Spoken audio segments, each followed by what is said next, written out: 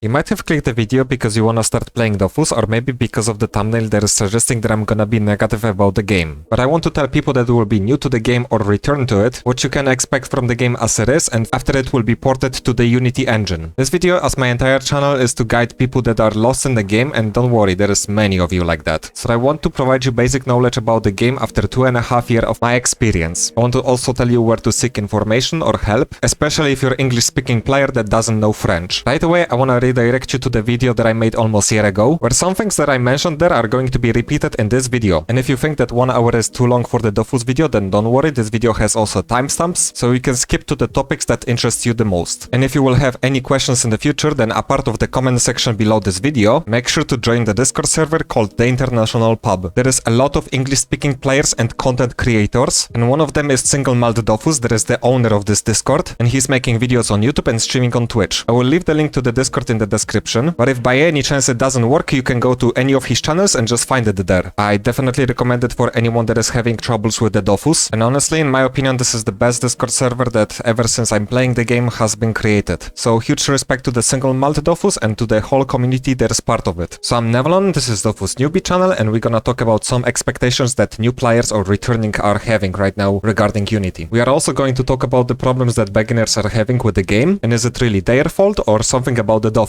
Lastly, I will try to give you a few advices of how to approach the game, and then I'm gonna somehow conclude everything that I've said. Throughout this video will be also presented my gameplay from the phase 1 of the beta, so you can see the things that I was doing to progress from the scratch, along with the mentioned before international pub community. So let's begin now my little commentary regarding the game. So we're gonna start with the hottest topic, that is a Dofus Unity. And just like Ankama developer said, I'm gonna use the term Dofus 3.0, because for the people that are still unaware, Unity is the game engine. Till now it's been running on Adobe Flash, which was pretty limiting for the developers till now. Now I don't wanna go really into those details because I'm not really game developer, and I'm also not that deeply interested in the details, I'm just a regular player. But let me tell you, the main thing is to increase the performance that players been complaining about for a long time. It should possibly also give more space for the Ankama to work on their game. So a part of the performance, there are going to be changes to the graphics and also to the UI. And I'm saying it because some individuals apparently had high expectations that it's going to be completely different game. Well, it kind of is going to feel differently, that's for sure. And I'm not saying that there might not be some more major changes in the future, but for now on the beta this is pretty much the same game as it's been, with mentioned moment before better performance, different graphics and different maps. And you know, funny enough, I'm the type of player that whenever there is an update in Dofus, based on my experience so far with the game, the only thing that I'm always expecting are the side effects of their actions. And one, for example, in the first week of the beta that happened, is that they made the game laggier than the 2.0 version. And some people that I was talking with told me that it's not going to be possible with the Unity engine. Well, but it's Ankama and they are not disappointing when it comes to that. And funny enough, they seem to have a distance to this too, which I personally respect, but we don't want that to happen. So yeah, throughout the changes that's been presented on the beta, many people are definitely not satisfied with a lot of graphical designs. I mean, look, Estlix already made like 3 videos commenting on that, and quite big of a portion of the players are also expecting the changes to them. There were even topics on the forum where the players were redesigning stuff by themselves. They showed it to the players and to the Ankama. To my knowledge, with some of them, Ankama is even right now cooperating, which is pretty good because I'm not gonna lie, I'm also disappointed by what I've seen, and it's without any previous expectations. But I feel like about class graphic design, I don't have really much to talk about. So I'm gonna mention a few things that hurts my eyes the most. The proportions, lack of details, big heads, and the feet,